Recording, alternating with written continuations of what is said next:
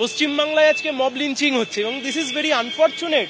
উত্তরপ্রদেশের এই mob lynching এর কালচার, কাউবেল্টের এই মব লিঞ্চিং এর কালচার পশ্চিমবাংলায় যেভাবে ইম্পোজ করতে চাইছে এবং যেভাবে ল অ্যান্ড অর্ডার ভেঙে পড়ছে এবং পুলিশ প্রশাসন মিউট স্পেকটেটর হিসেবে বসে রয়েছে, মিউট স্পেকটেটর হিসেবে। হিউম্যান রাইটস কমিশন কোথায়? মানবাধিকার কমিশন কোথায়?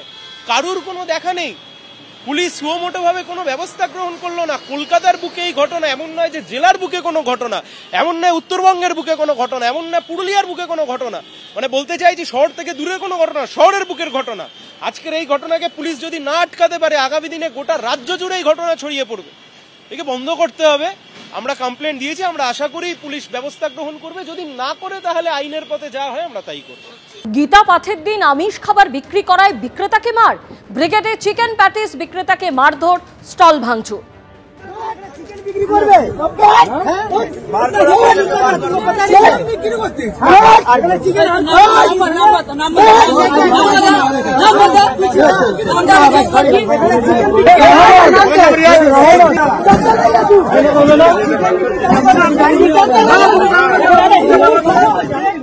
যদিও এই ভাইরাল ভিডিও সত্যতা যাচাই করেনি এবিপি আনন্দ।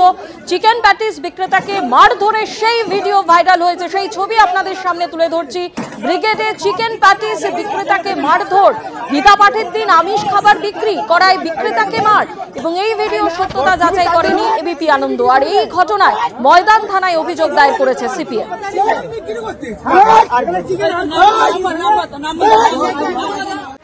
এই ঘটনায় জামিন অযোগ্য ধারায় এফআইআর রুজু ময়দান থানার। অজ্ঞাত পরিচয় ব্যক্তিদের নামে এফআইআর রুজু করা হয়েছে। সরাসরি আমাদের প্রতিনিধি ময়ূক ঠাকুর চক্রবর্তী এই মুহূর্তে আমাদের সঙ্গে রয়েছেন। ময়ূক, কি জানতে পারছো ময়দান থানা সূত্রে? দেখো, সায়ন বন্দ্যোপাধ্যায় অ্যাডভোকেট, তিনি আজকে দুপুরে ময়দান থানায় একটা লিখিত অভিযোগ দায়ের করেন এবং তারপর তিনি যেটা বলেন যে গোবলয়ে এই ধরনের ঘটনা উদাহরণ রয়েছে, কিন্তু এই রাজ্যে এগুলো বেনজির। যেভাবে প্যাটিস বিক্রেতাকে তাকে নৃশংসভাবে মারধরের ঘটনা ঘটেছে, ঠিক সেই কারণেই অভিযুক্তদের শাস্তির দাবিতে তিনি লিখিত অভিযোগ দায়ের করেছেন। এই লিখিত অভিযোগের পরই লালবাজারের তরফ থেকে, কলকাতা পুলিশের তরফ থেকে যেটা বলা হচ্ছে যে ওই অভিযোগের প্রেক্ষিতে পুলিশ আধিকারিকরা একটি এফআইআর রুজু করেছেন এবং সেটা জামিন অযোগ্য ধারায় সেই এফআইআর রুজু করা হয়েছে। গুরুতর আঘাত, মারধরের অভিযোগ রয়েছে এবং এটাই নন বেলেবল সেকশন। ওই প্যাটিস বিক্রেতাকে যেভাবে মারধর করা হয়েছে সেটা জামিন অযোগ্য বলেই তদন্তকারী অফিসাররা মনে করছেন, ঠিক সেই কারণেই সেই সেকশন রয়েছে। এছাড়া আরও বেশ কয়েকটা ধারাও কিন্তু পুলিশ আধিকারিকরা প্রয়োগ করেছেন। অজ্ঞাত পরিচয় ব্যক্তি, যেহেতু অভিযোগকারী যিনি রয়েছেন সায়ন বন্দ্যোপাধ্যায়, তিনি কারোর স্পেসিফিক নামে অভিযোগ করেননি, ঠিক সেই কারণেই পুলিশ আধিকারিকরা অজ্ঞাত পরিচয় ব্যক্তিদের বিরুদ্ধে এফআইআর রুজু করেছেন এবং ইতিমধ্যেই সোশ্যাল মিডিয়াতে যে ফুটেজ ভাইরাল হয়েছে সেটা এক্সামিন করে অভিযুক্তদের আইডেন্টিফিকেশন করার যে প্রক্রিয়া সেটাও শুরু হয়েছে। ধন্যবাদ।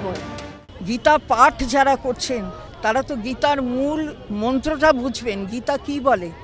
সবাইকে নিয়ে চলার, সবাইকে নিয়ে ভালোবাসার বার্তা পৌঁছে দেওয়া, এটাই বলেন। সবাইকে নিয়ে চলার ধর্ম, এটাই তো গীতা বলে। তা একদিকে গীতা পাঠ, আর একদিকে আরেকটা দুস্থ মানুষ যে তার জীবন জীবিকা চালাবার জন্য চিকেন প্যাটিস বিক্রি করছে, তাকে মারধর করা, এটা কি গীতা পাঠ করে এটা করা যায়? আমরা জিজ্ঞাসা করছি। আচ্ছা, মাছ অথবা এই মুরগির মাংস কি যা হোক আর কি, এগুলো কিন্তু কেন্দ্রীয় সরকার, এর দ্বারা যে এক্সপোর্ট হয় তার টাকা কিন্তু এক্সপোর্টের টাকাটা যায়।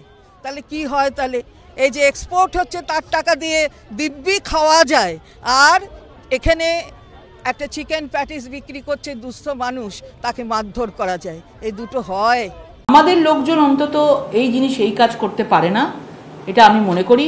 এবং বিভিন্নভাবে এই গীতাপাঠ অনুষ্ঠানটাকে বিভিন্নভাবে বিভ্রান্ত করার জন্য, বিভ্রাট করবার জন্য এই ধরনের জিনিস করা হয়েছে। গীতা পাঠের দিন ব্রিগেডে চিকেন প্যাটিস বিক্রেতাকে মারধর, স্টল ভাঙচুর। চিকেন প্যাটিস বিক্রেতার ভিডিও ভাইরাল।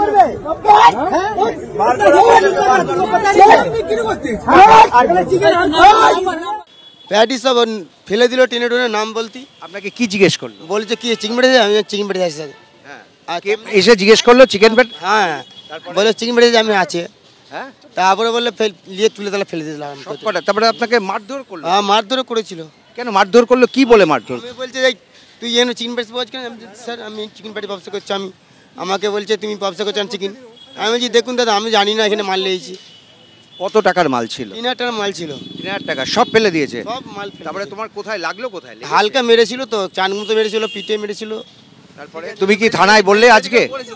না না আজকে থানায় বললে? না না মেডিকেল এখানে বললাম যে গাতে ব্যথা আছে, এখনো বড়ি খাচ্ছি। তা তুমি কি আর ব্যবসা করবে? হ্যাঁ ব্যবসা তো আমি করছি সবসময়। আচ্ছা তুমি যে এত বছর ধরে ব্রিগেডে করছো, কখন এরকম হয়েছে? লাইফ আমার প্রথম হলো এই বছর ধরে ব্যবসা করছো? ব্যবসা করছি 20 বছর, ব্যবসা করছি 22 বছর।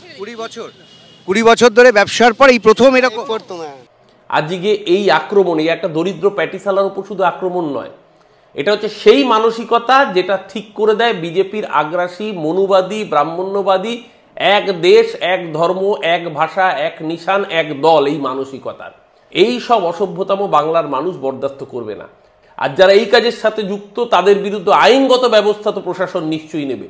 তার সাথে সাথে 10.5 কোটি বাঙালির কাছে আবেদন রইল, এই অসভ্যতামিকে রুখতে যদি না পারেন তাহলে আগামী দিন আপনি কি খাবেন, কি পরবেন, কি সংস্কৃতি পালন করবেন সেটাও নির্ধারণ করে দিতে চাইছে এই বিজেপি RSS। আজকে সময় রয়েছে, সময় থাকতে থাকতে প্রতিবাদে থাকুন, প্রতিরোধে থাকুন। ওরা আমাদের সংস্কৃতিকে আঘাত আনতে চাইছে, এই আঘাত বাঙালি জাতিসত্তার উপরে আঘাত। দল মতের ঊর্ধ্বে উঠে এর বিরুদ্ধে প্রত্যেক শুভবুদ্ধি সম্পন্ন মানুষের সোচ্চারে প্রতিবাদে থাকা উচিত। এবিপি আনন্দ, এগিয়ে থাকে, এগিয়ে রাখে।